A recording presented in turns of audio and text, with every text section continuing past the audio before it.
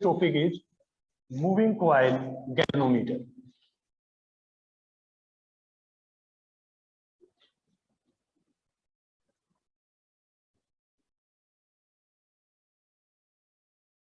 Important topic है बेटा, इसलिए इंपॉर्टेंट है कि अपने आप में एक ब्रॉड टॉपिक है। जब तक हम मूविंग कॉइल गैल्वेनोमीटर को नहीं समझेंगे, हमें वोल्ट मीटर समझ में नहीं आएगा, हमें एमीटर समझ में नहीं आएगा, और ना उनके न्यूमेरिकल समझ में आएंगे। तो गैल्वेनोमीटर को ध्यान से पढ़ें, किसके बेस पे, या तो 3 नंबर का न्यूमेरिकल या 5 नंबर का ये डेरिवेशन एज इट इज आपको मिलना है। तो होता क्या है मूविंग कॉइल गैल्वेनोमीटर, शॉर्ट में इसको एमसीजी भी लिख देंगे। प्रैक्टिकल वगैरह हम कोई पूछ ले व्हाट इज एमसीजी, तो कंफ्यूज नहीं होना है कि है क्या ये। So you may write down, it is a device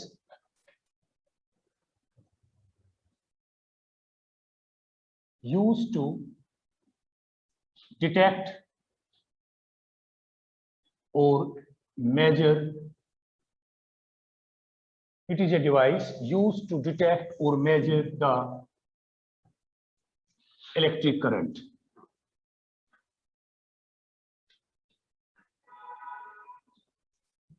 principal कैसे काम करता है, principle, it is based on fact that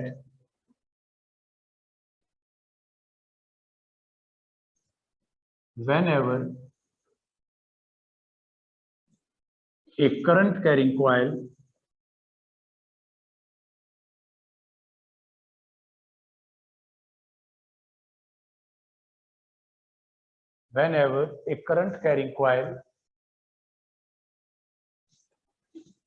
kept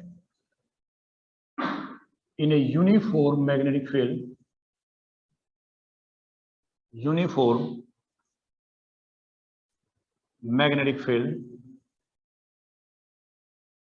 torque is produced.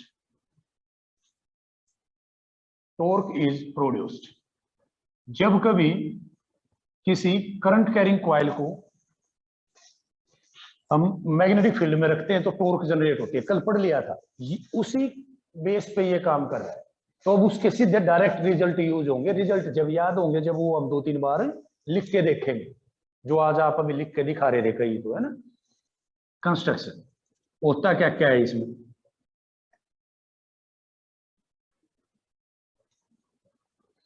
जो कंस्ट्रक्शन है वही डायग्राम बनेगा, या डायग्राम बना देंगे तो सेम कंस्ट्रक्शन हो जाएगी। It consist of A rectangular coil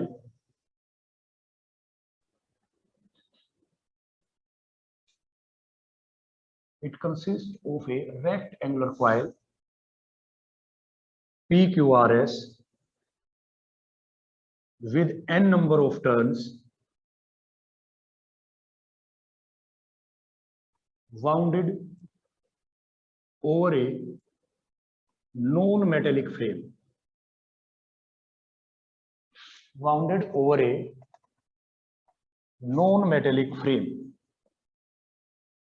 एक नॉन मेटल फ्रेम है बेटा, ब्रास का होता है यूजुअली। इसके ऊपर हमने वायर को, जैसे ये फ्रेम लिया मैंने और बार बार वायर को लपेट दिया, तो रेक्टेंगल तो शेप हो ही गई। That is PQRS. The coil is hanged from A torsion head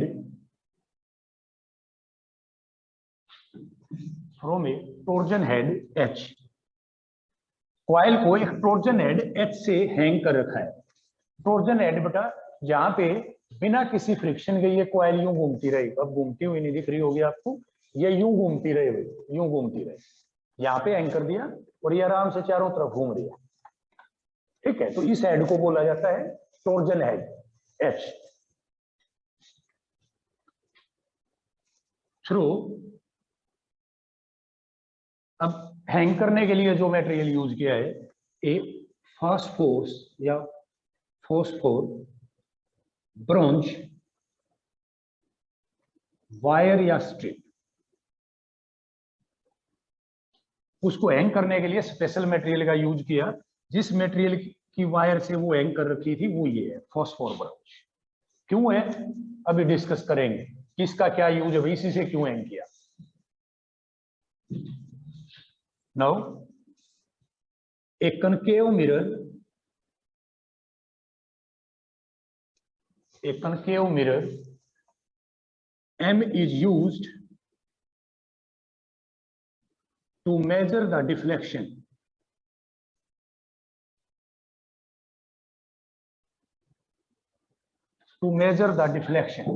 using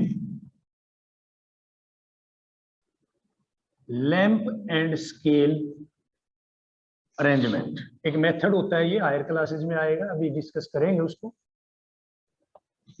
the lower end of coil connected to spring S dash.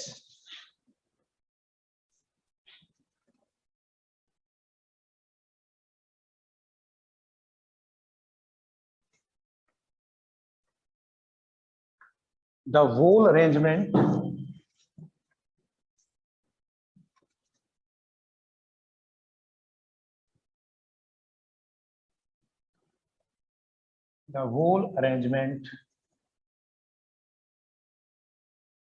is enclosed in a box as shown.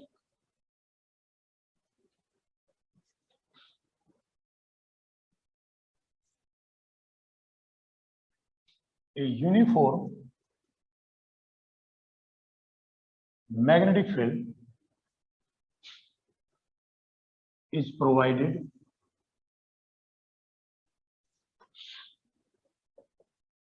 using the pole pieces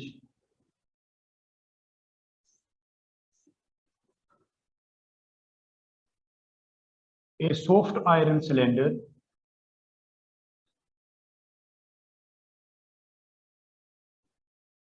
is kept in coil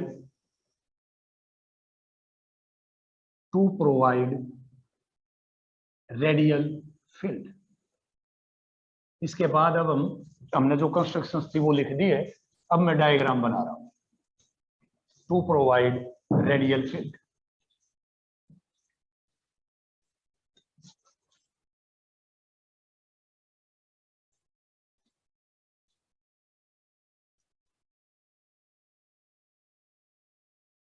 रब कर दो ना।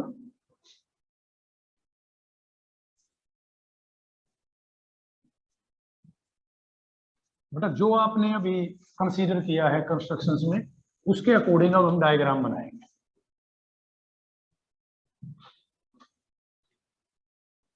आप 2 minute बाद बनाएं,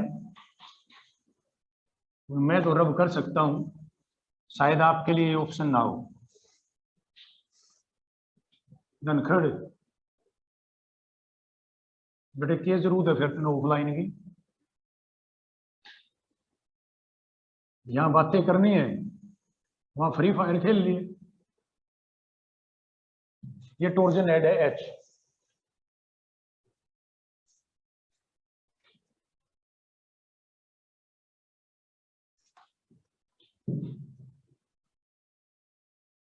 ये वो metallic box है जिसके अंदर हमने ये सारा सिस्टम एनक्लोज किया है, बंद किया है।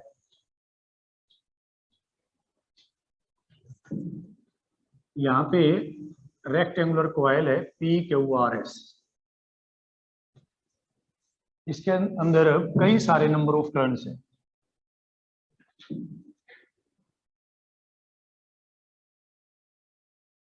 ये जो मैंने डार्क कर दिया है थोड़ा सा, ये फास्ट फोर्स स्ट्रिप है जिससे इसको एंकर रखा है। यहाँ पे एक मिरर लगा रखा है M, ये देखने के लिए कि ये वायर, ये कॉइल रोटेट कितना करेगी।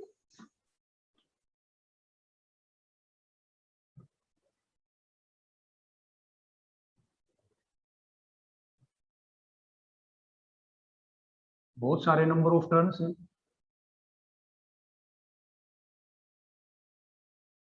यहीं से आ रही होगी, एक पॉइंट पे आप बेशक इसको मिला दें।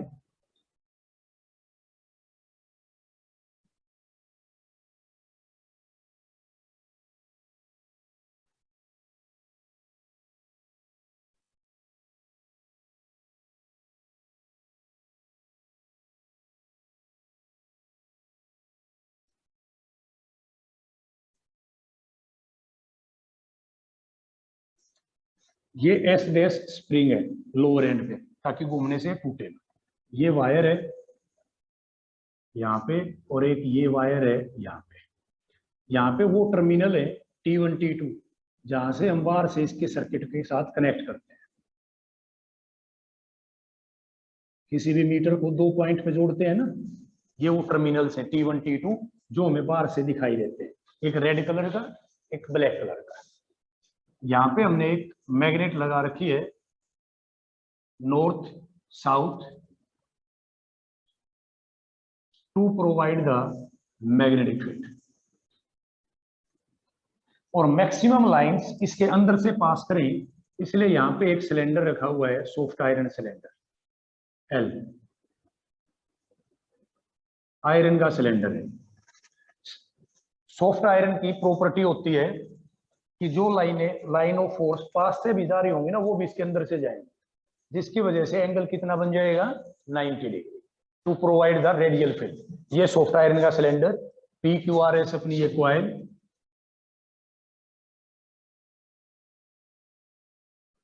जैसे ही हम T1 T2 को बाहर सर्किट से जोड़ेंगे, इसमें से करंट आएगा। करंट आएगा तो मैग्नेटिक फील्ड लग रहा है, कॉइल रोटेट करेगी। वर्किंग बता रहा हूं मैं, कॉइल रोटेट करेगी तो टॉर्क जनरेट होगी। कितनी टॉर्क जनरेट होगी? NIAB। रेडियल फील्ड मैंने पहले ले लिया है, तो टॉर्क वुड बी NIAB। अब लगातार आपने स्विंग भी देखा होगा, झूला भी देखा होगा, एक तरफ घुमाए जा रहे हैं आप, एक तरफ घुमाए जाएंगे तो यहाँ नंबर ऑफ ट्विस्ट आएंगे ना, टॉर्क जनरेट होगी। जैसे ही हम रिलैक्स करेंगे, इसको छोड़ेंगे, ये वापस अनफोल्ड होगा। उसको बोलते हैं रीस्टोरिंग टॉर्क। फोर्स होता था स्प्रिंग में, यहाँ पे क्या आ गया? टॉर्क आ गया। Restoring torque is there, is that clear? तो रीस्टोरिंग टॉर्क होगा, एक अप्लाइड टॉर्क होगा। अगर कोई भी एनर्जी लॉस नहीं हो रहा है तो इक्विलिब्रियम के लिए क्या होनी चाहिए? दोनों चीजें इक्वल होनी चाहिए। उन दोनों को हम इक्वेट कर देंगे, दैट्स वर्किंग। जो भी आपको समझाया है वो मैं लिख रहा हूं, that should be clear to you. When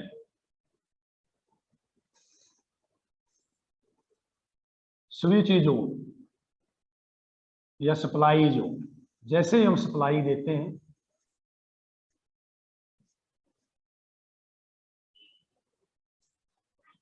torque is there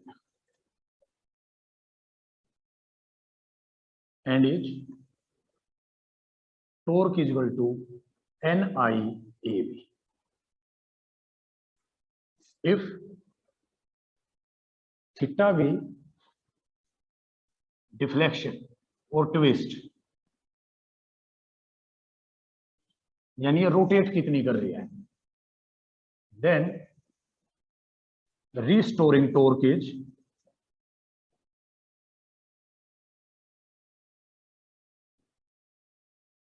K theta.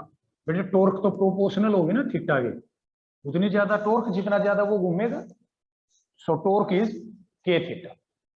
Compare the two at equilibrium, ये रोटेट कर रहा है, ये अप्लाई हुई है, बोथ मस्ट बी सेम।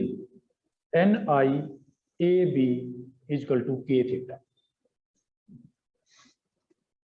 और I is K over NAB into theta. किसी भी मटेरियल के लिए, किसी भी गिवन गैल्वेनोमीटर के लिए बेटा ये फैक्टर कांस्टेंट है। कैसे कांस्टेंट है? के तो था ही twisting factor, torque constant, depend on this metal surface, और इस मटेरियल पे डिपेंड कर रहा है। अलग अलग मटेरियल के लिए के की वैल्यू अलग होगी ट्विस्टिंग फैक्टर की, और ये मटेरियल हमने फास्फोरस ब्रॉन्ज का लिया तो उसके लिए के की value constant. N number of turn, जो कॉइल मैंने इसमें डाल रखी है उसके टर्न तो फिक्स रहेंगे, एरिया फिक्स रहेगा, मैग्नेटिक फील्ड मैंने अप्लाई कर रखा है वो फिक्स है। तो ये सारी चीजें गिवन गैल्वेनोमीटर के लिए कांस्टेंट्स है। So I is G theta where G is K over NAB called galvanometer constant. Galvanometer constant or reduction factor या reduction constant.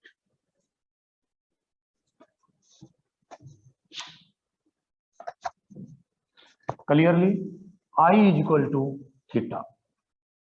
यही तो हर जगह हम फॉलो करते हैं। कोई भी मीटर कितना ज्यादा करंट देगा जितना ज्यादा डिफ्लेक्शन होगा। डिफ्लेक्शन ज्यादा है तो करंट ज्यादा है, डिफ्लेक्शन कम है तो कम है, and vice versa. Is that clear?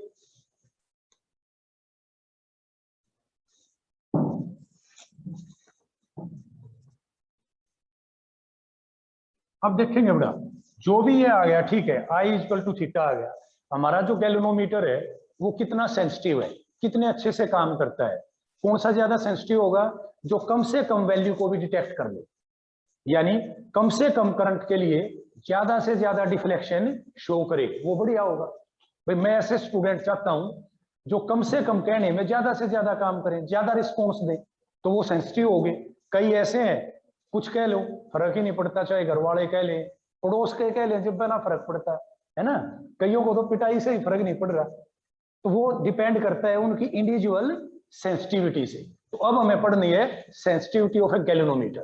पर गैल्वेनोमीटर की सेंसिटिविटी दो तरह की होती है, एक करंट सेंसिटिविटी, एक वोल्टेज सेंसिटिविटी। करंट सेंसिटिविटी का मतलब कितना करंट दे रहे हैं, कितना डिफ्लेक्शन आ रहा है। वोल्टेज कितनी बैटरी अप्लाई कर रहे हैं, कितनी वोल्टेज ड्रॉप हो रही है और कितना रीडिंग आ रही है, कितना डिफ्लेक्शन आ रहा है। तो पहले हम डिस्कस करेंगे current sensitivity of A galvanometer और किन बातों पे डिपेंड करती है। अब दो चीजें हैं यहाँ पे, इसके रिगार्डिंग दो प्रॉपर्टी हमें पढ़नी है। First one is current sensitivity.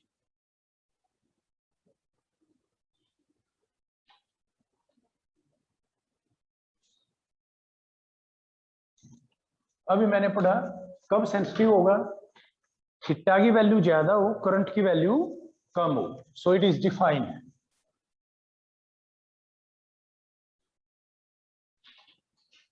as the deflection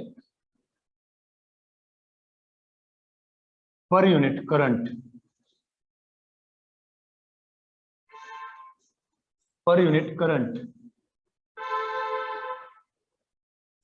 passes through the galvanometer.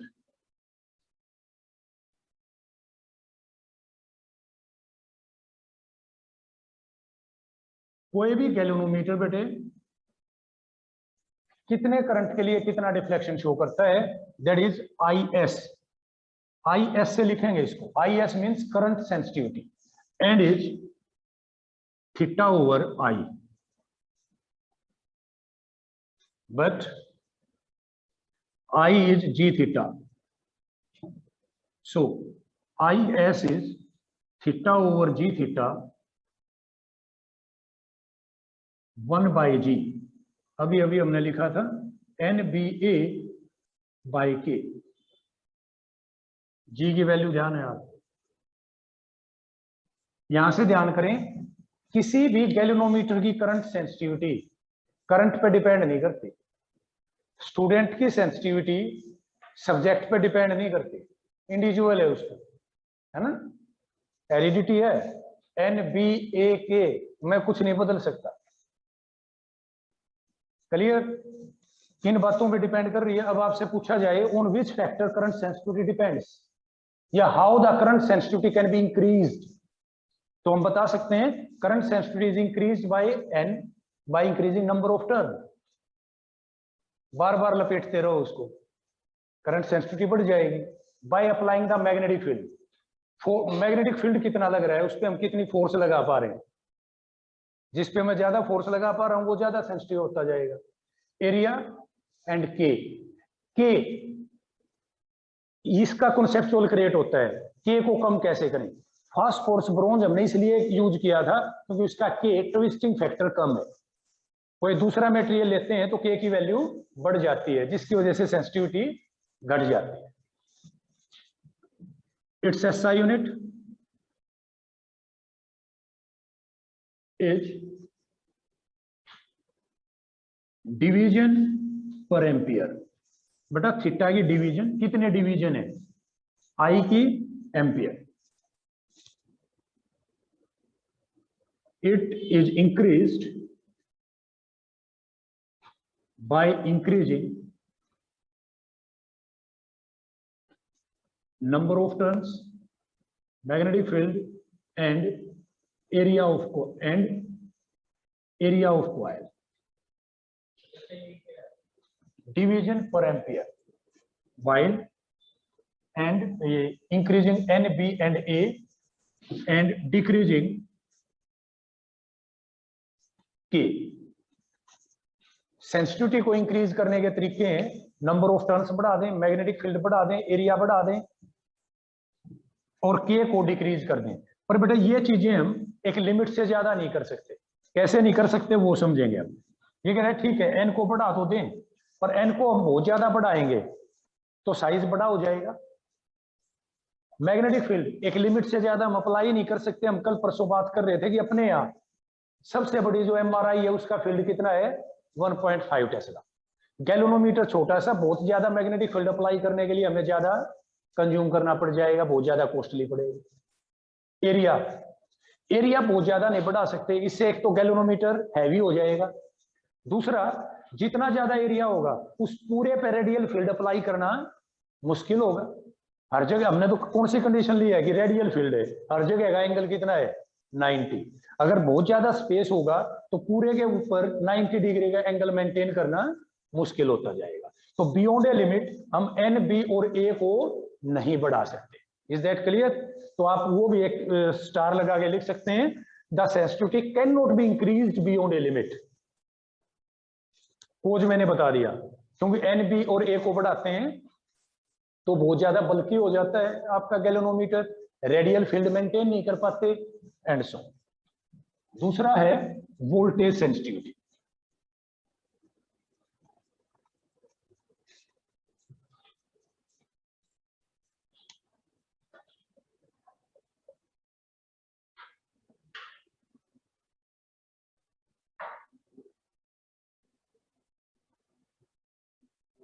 Voltage sensitivity. It is defined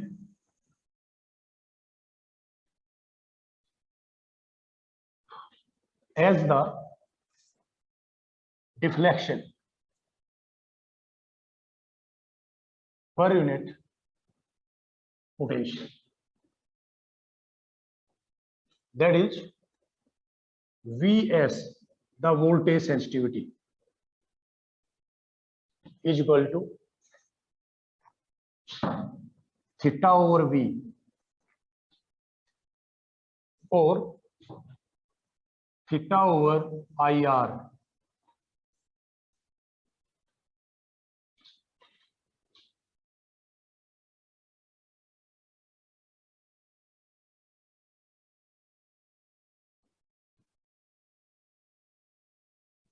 NBA over KR।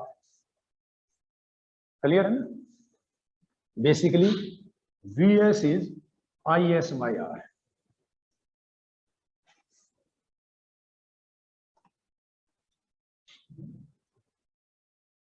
It's SI unit,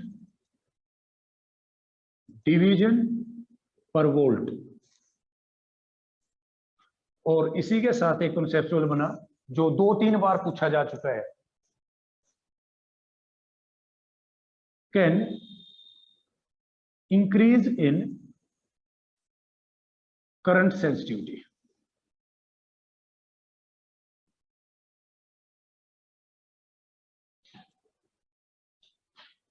necessarily increase voltage sensitivity।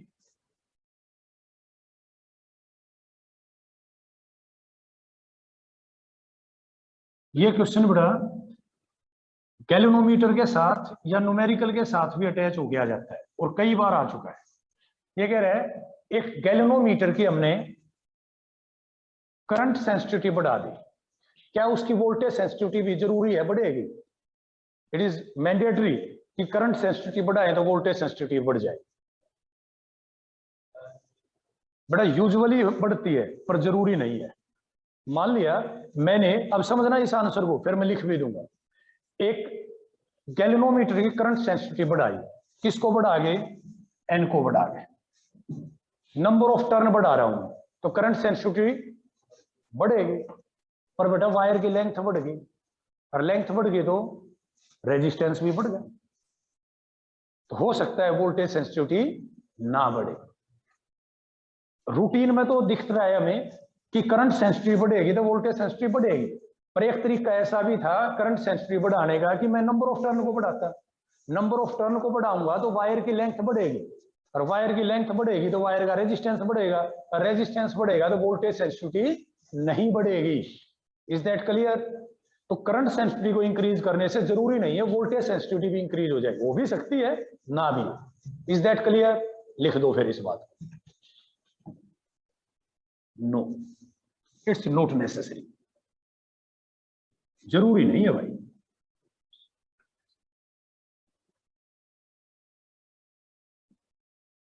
As by increasing the, और कोई method होता तो अलग बात है, by increasing the number of turn, सिर्फ वो case discuss किया जिसमें जरूरी नहीं थी। By increasing the number of turns, length and so resistance of coil also increases.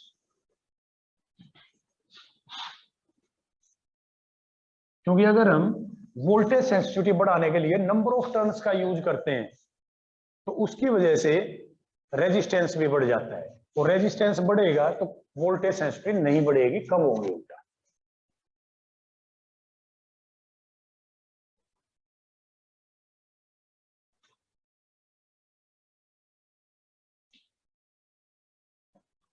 I2 is 12 ampere, L is 27 centimeter, breadth is 12 centimeter। ये value ठीक करें। I1 is 20 ampere, R is 3 centimeter। The question is find the net force on the loop. What will be the difference in force if the current in the loop is reversed? Okay, एक बार बताओ इस loop पे total कितनी force लगेगी? देखो I2 you जा रहा है तो यू आ रहा होगा। Force between two state current carrying conductors, इस पे फोर्स कितनी होगी? 0। इस पे फोर्स 0, यानी इनकी वजह से तो कोई फोर्स नहीं लगेगी। ये करंट कैरिंग कंडक्टर इस पे भी फोर्स लगाएगा और इस पे भी। एक फोर्स इस पे लगी F1 और एक फोर्स इस पे लगी F2। डायरेक्शन अपोजिट, ये इनकी डायरेक्शन सेम है, अट्रैक्ट करेंगे, और इस और इसकी डायरेक्शन अपोजिट है, रिपेल करें। तो F1 कितना? Force between two current carrying conductors. ये फोर्स कौन सी थी बेटे? जानो आपको, फोर्स पर यूनिट लेंथ। ये फोर्स थी फोर्स पर यूनिट लेंथ, कितनी? Mu naught by 4 pi 2I1 I2 by R। Clear है? कितनी वैल्यू होगी ये? Mu naught by 4 pi 2I1 I2 by 3 centimetre. अभी एज इट इज यूज कर रहा हूं। नेट फोर्स कितनी लगी? वायर की लेंथ दे रखी है मेरे को, F1 डैश कह देता हूं मैं, F1L, इसकी लेंथ L है भाई। यूनिट लेंथ पे तो ये 1 सेंटीमीटर पे ये लग रही है, इतने पे कितनी लगी? इससे मल्टीप्लाई कर दो।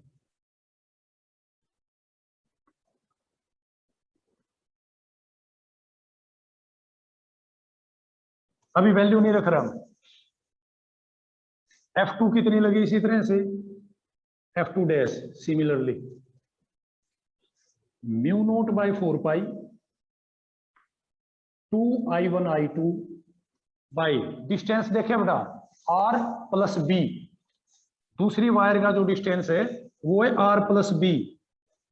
R तो था 3 सेंटीमीटर और B था 15 सेंटीमीटर